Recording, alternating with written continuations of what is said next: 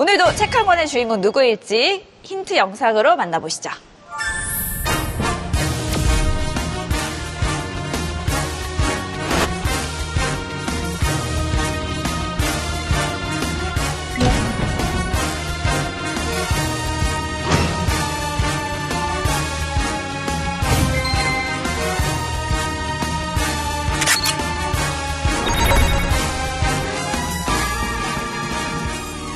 오늘 모실 분은요, 화성 연쇄살인 사건 등 국가폭력 재심 사건과 과거사 국가배상 사건 등 다양한 공익 인권 사건을 맡아온 인권 변호사 출신의 국회의원이신데요. 더불어민주당 이주희 의원님과 함께합니다. 어서 오세요. 안녕하세요. 반갑습니다.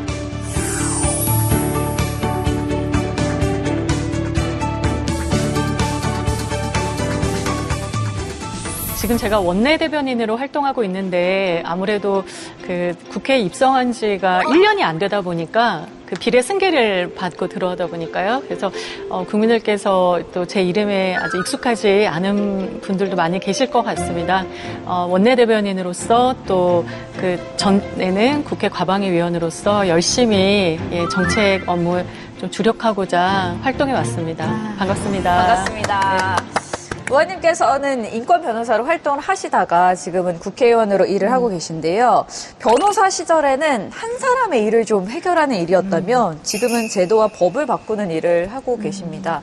그때와 좀 크게 달라진 게 있다면 뭐가 있을까요? 예, 근데 지금 사회자님 말씀 속에 사실 답이 다 들어있는 것 같습니다. 정말 대단한 진행자입니다.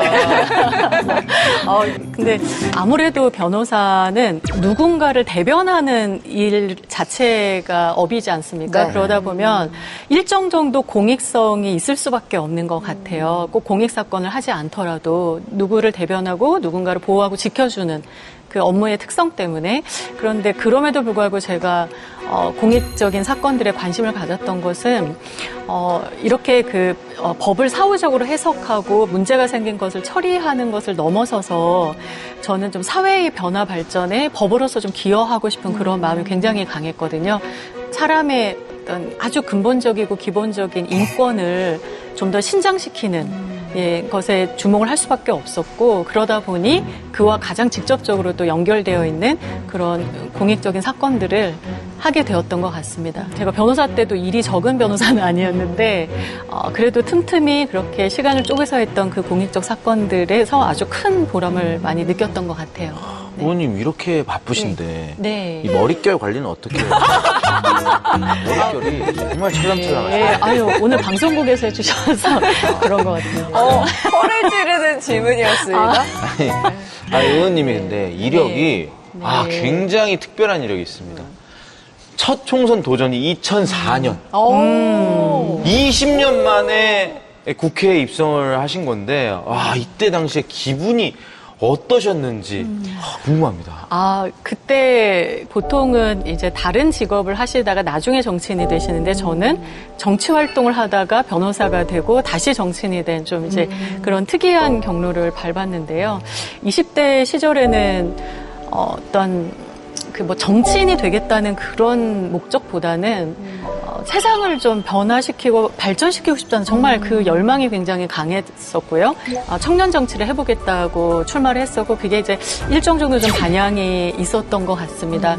오히려 그때 제가 당선이 안 됐던 것이 저의 삶의 측면에서는 훨씬 더 도움이 되지 않았나 그런 생각을 합니다. 결국에 제가 지향하는 바가 있었기 때문에 생활인으로 변호사로 이렇게 또 열심히 지내다가 다시 결국에는 이 공간에 오게 된 것 같고요. 우리가 그 책을 읽어야겠다는 생각은 많이들 하고 있지만 실제로 책을 읽는 거는 좀 어렵잖아요. 또 바빠 현대 사회에서는 더 힘든데 근데 이렇게 바쁜 변호사로서 또 바쁜 국회의원으로서도 독서를 계속 해나가시는 데에는 좀 책이 나한테 좀 각별한 의미가 있기 때문에 그게 가능하지 않은가 싶은데 의원님께 책은 어떤 의미일지 좀 궁금해요. 이게 참 이 질문이 정말 저에게 오히려 가장 많이 머물게 하는 것 같은데요. 그냥 책은 인생의 동반자? 친구이자 동반자인 것 같고요. 어떤 해답을 뚜렷하게 얻어가는 과정이었다기보다는 책은 오히려 화두를 많이 던져준 것 같습니다. 저희는. 이렇게 동반자라고 표현할 정도면 책을 정말 사랑하시는 게 좀 느껴지거든요. 오늘 물론이죠. 가져오신, 진짜 그럼요, 절친이죠. 장난 아니죠, 진짜. 아, 책은 절친? 네. 그게 더 정말. 오늘 가져오신 책 한 권 어떤 책인가요? 아, 네. 고민을 잠깐 했는데, 그래도 제 마음속에 가장 크게 이렇게 탁 떠올랐던 책은 바로 이 시타르타라는 책이었습니다. 제가 그 시타르타를 돌아보니, 그러니까 이번에 이렇게 초대를 받게 되면서 3번을 읽은 셈인데요. 읽을 때마다 정말 그 느낌이 달랐던 것 같아요. 네, 20대 시절에는 네. 그때 저한테 가장 크게 남았던 것은 그 시타르타의 방황. 저는 그냥 10대 때부터 인간이 왜 살아야 되지? 그러니까 이 거대한 우주의 시공간에 비해서 찰나 같은 인간의 삶이 너무나 가볍게 느껴지는 거예요. 그래서 대학에 가면 뭔가 역사 철학 공부를 많이 해서 진리를 깨달을 수 있지 않을까? 이 허물을 벗어날 수 있지 않을까? 그런 생각을 했었거든요. 근데 그때 20대 좀 초반에 대학 가서 또 마주했던 책이 시타르타였고, 그 시타르타가 겪었던 정말 그 지독한 방황이 그 당시 제가 겪었던 어떤 방황과 굉장히 좀 닮아 있어서 그게 많이 남았던 것 같고요. 근데 저도 이 책을 대학생 때 처음 읽었어요. 네. 취업 준비생일 때 읽었는데, 그때 이 책을 읽고 제가 펑펑 울었던 기억이 나거든요. 그때는 맨날 시험에서 떨어지고 그러니까 제가 너무 좀 쓸모없어 보이고 제가 너무 한심해 보였었어요. 근데 그때 이 책을 읽으면서 이 진리라는 것이, 진실이라는 것이 세상에 정답이라는 게 있는 게 아니고 내가 경험하는 모든 실패나 이런 이제 힘든 과정들이 다 내가 나로 살 수 있기 위한 과정이다, 이런 얘기를 해주는 것 같아서 되게 힘이 많이 됐었는데 근데 요즘에 이 책이 굉장히 인기예요. 그래서 올해 상반기 동안 가장 많이 팔린 이제 문학 도서 중에 한 권이 시타르타거든요. 그러니까 그만큼 지금 또 많은 사람들이 방향을 잃어가고 있고 그 방향을 잃어가고 있는 것에 대한 어떤 지침을 이 책에서 좀 찾고 있는 게 아닌가 싶은 생각도 들더라고요. 에디터님을 펑펑 울게 만든 이 책 어떤 책인가요? 네, 이 책은 헤르만 헤세가 1922년도에 쓴 대표작입니다. 주인공 시타르타가 수행자로도 살고 또 상인으로도 살고 뱃사공으로도 살면서 굉장히 다양한 삶을 이제 경험하면서 스스로 깨달음을 찾아가는 그런 과정을 그린 작품인데요. 한마디로 누군가가 어떤 정답을 알려주는 게 아니라 직접 부딪히고 경험하면서 자기만의 삶의 방향을 찾아가는 이야기라고 할 수 있습니다. 어쩌면 오늘 이야기한 의원님의 삶과도 좀 닮아있다는 생각이 듭니다. 수많은 책들 가운데 이 책을 가져오신 이유가 있을까요? 20대를 지나서 그때는 이제 제 삶의 목적이 나름 좀 명확해졌던 것 같아요.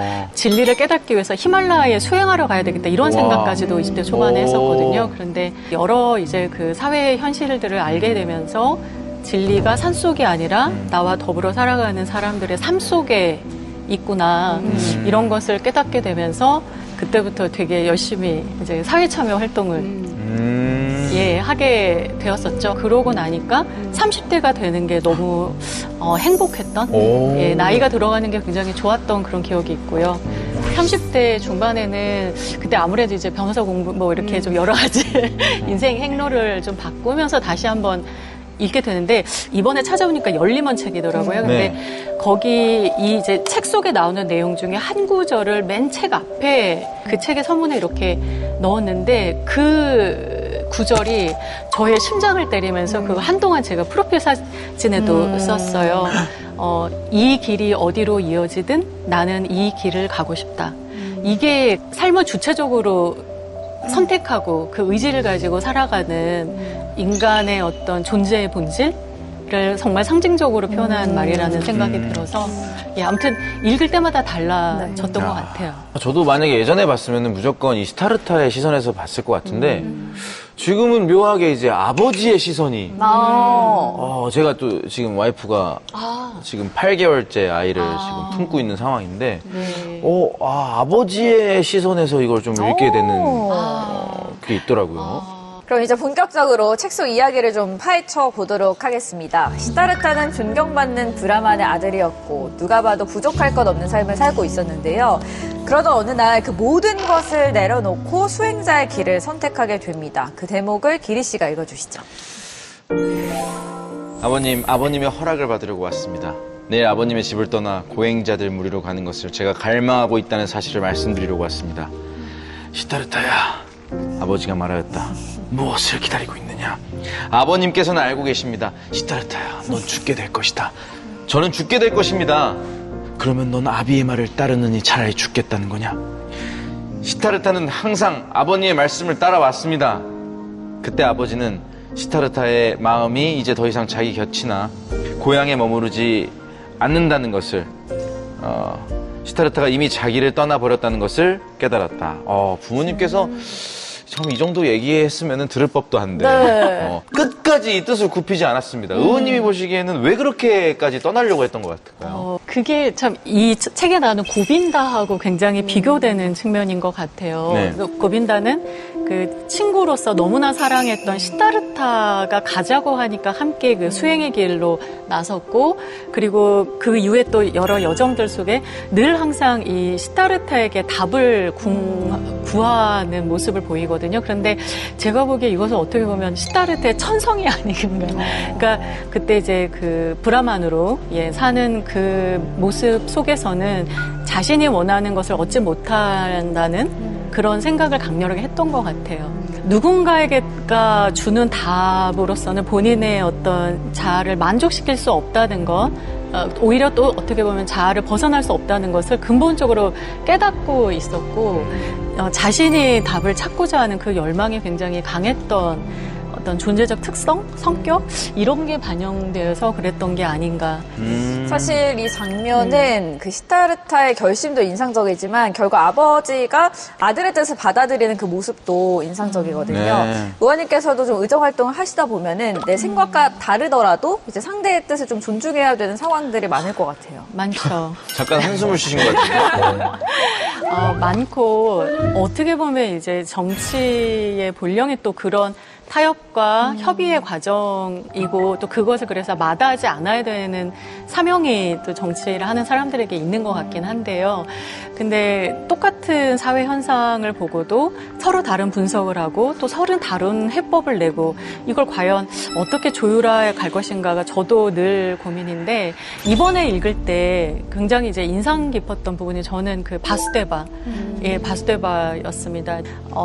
그 시타르타가 자기가 겪었던 모든 그 고통, 특히 아들의 자신의 사랑을 받아들이지 못하는 그런 모습들을 보면서 아픔까지도 이 바수데바에게 정말 모든 것을 밑바닥까지 다 겸허하고 솔직하게 쏟아냈고, 그 과정 속에서 이 누군가를 아무런 편견 없이 이야기를 들어주는 것, 그 수용하는 그 자세만으로도 본인이 일종의 어떤 치유를 해나가는 그런 구절이 나오는데, 뭐 그게 현실에서 얼마나 작동할 수 있을지는 모르겠지만, 제가 앞으로는 저희 다른 생각을 가진 분들을 만날 때 좀 이런 바수데바와 같은 포용력과 소용력을 좀 가져면 좋지 않을까, 그런 생각은 했습니다.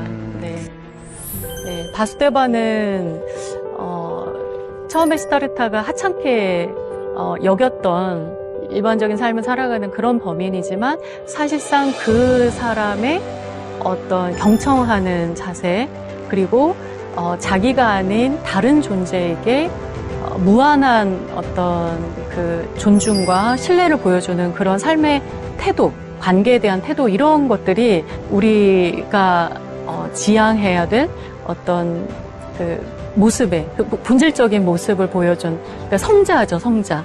그래서 그 성자는 그 범임 속에서 삶을 충실하게 살아가는 그 속에 있다는 어떤 깨달음을 주는 존재인 것 같습니다. 집을 떠난 시타르타는 이제 사문들과 함께 수행의 길을 걷게 됩니다. 단식도 하고 명상도 하고 또 자신을 비워내기 위한 고행도 이어가는데요. 그런데 흥미로운 건 시타르타가 누구보다 뛰어난 수행자였다라는 점입니다. 그런데도 시타르타는 계속해서 갈증을 좀 느끼게 되잖아요. 네, 저도 이 부분이 인상적이었어요. 그래서 그 대목을 한번 읽어드리면요. 그는 자신의 자아로부터 슬그머니 빠져나와 수천 가지의 낯선 형체들 속으로 미끄러져 들어갔으며 짐승이 되고 썩은 고기가 되고 돌이 되고 나무가 되고 물이 되었다. 그리고 그때마다 매번 깨어나면서 다시 자기 자신을 발견하였다. 해가 비추거나 달이 비추었다. 그는 다시 자아로 돌아와 있었으며 윤회의 사슬을 벗어나지 못한 채 발버둥치고 있었으며 갈증을 느꼈으며 그 갈증을 극복하였으며 또다시 새로운 갈증을 느꼈다. 네, 의원님은 이 대목 어떻게 읽으셨어요? 제가 보기에는 제가 이제 20대 때 느꼈다는 어떤 인간 존재의 어떤 허무함? 이것이 너무나 강렬하게 압축적으로 표현된 압권적인 구절인 것 같아요. 아무리 수행을 하고, 아무리 그 어떤 이 굴레를 벗어나고자 해도 벗어날 수 없잖아요. 그래서 지금 인간의 어떤 존재적 본질을 너무나 감명하게 잘 표현한 구절이어서 저도 굉장히 소중하게 잘 보았습니다. 네. 이 시타르타 정말 나는 누구인가, 정말 왜 태어났고 어디로 가냐 이런 고민을 끝없이 하면서 이 스승 고타마를 만나버렸습니다. 이 해답을 찾기 위해. 근데 이 고타마 곁에 머무르지 않았습니다. 그런데 시타르타는 여기에 멈추지 않습니다. 오히려 전혀 다른 삶 속으로 좀 들어가게 되는데요. 이후에 어떤 삶을 살게 되나요? 네, 이후 시타르타는 수행자의 삶을 떠나서 세속의 세계로 들어가게 됩니다. 카말라를 만나서 사랑을 배우고 또 상인 카마스와미 밑에서 일을 하면서 돈을 벌기도 하고 큰 부를 쌓게 되는데요. 이제 그 과정에서 사치와 향락을 즐기게 되고 또 도박에도 빠지게 됩니다. 그래서 예전 수행자 시절에는 멀리 했었던 욕망 속에서 살아가게 됩니다. 말씀하신 것처럼 이제 사랑과 돈 그리고 욕망의 세계로 들어가게 되는데 의원님은 이 시기의 시타르타를 어떻게 보시나요? 편중된 어떤 극단적인 그 모습을 보이는데 이때 완전한 그 세속적인 삶에 또 자신을 모두 다 정말 내동댕이 치다시피 던져 봤던 거거든요. 근데 그 시간이 있었기 때문에 이후에 변증법적으로 그 모든 것을 이렇게 조화롭게 만드는 큰 깨달음의 시타르타로 나아갈 수 있었던 것 같아요. 그 고빈다처럼 이 시기를 보내지 않았다면 시타르타가 과연 그런 경지까지 그 바수데바와 같은 그런 모든 것을 어떻게 보면 다 수용할 수 있는 너른 강과 같은 그런 경지로 나아갈 수 있었을까. 저는 그래서 굉장히 또 중요한 대목인 것 같습니다. 그렇다면 결국 시타르타는 길고 긴 정말 많은 길을 돌아와서 무엇을 깨닫게 되는 건가요? 그 말미 부분에 그 나오는 강에 대한 이야기가 바로 그 답인 것 같습니다. 강은 그냥 한눈에 보면 그 자체로 그냥 그 모양 그대로 과거에도 현재에도 그리고 미래에도 아마 그 모습 그대로 있을 거거든요.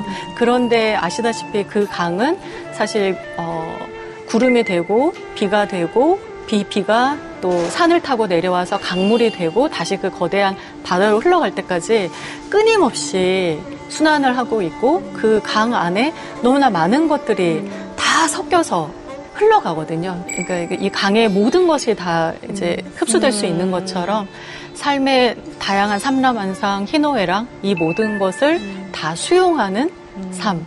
그걸 이제 여기서는 네, 그리고 완전성 또는 삶의 통일성 이렇게 표현한 것 같아요.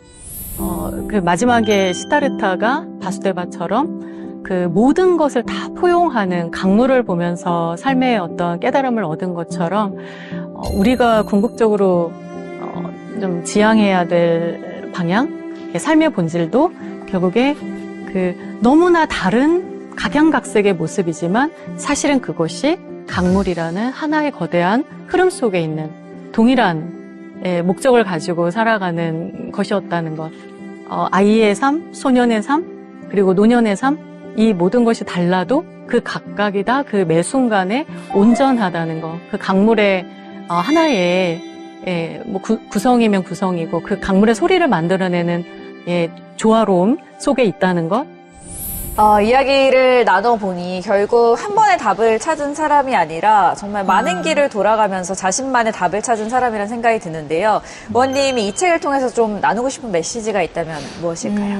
네, 마지막에 시타르타는 그 바수데바뿐만이 아니라 저 강도, 새도 모든 것이 나에게 스승이었구나라는 것을 깨닫게 되는 것 같거든요. 그래서 저도 약간 그 비슷한 아주 짧은 경험 같은 게 있었는데 어떤 찻집에 앉아 있었는데 길을 막 이렇게 지나가는 그 모든 사람들 제가 알지 못하는 그 사람들이 저에게 낯설지가 않더라고요. 손을 내밀면 너무나 서로 간에 반갑게 마음을 교류할 수 있을 것 같은 이상한 연대감이 들 때가 종종 있었는데, 더불어 살아가는 존재들에 대한 끝없는 어떤 연민과 사랑, 이것이 또 이 책에서 좀 우리가 좀 잘 주목할 수 있는 그런 부분인 것 같습니다.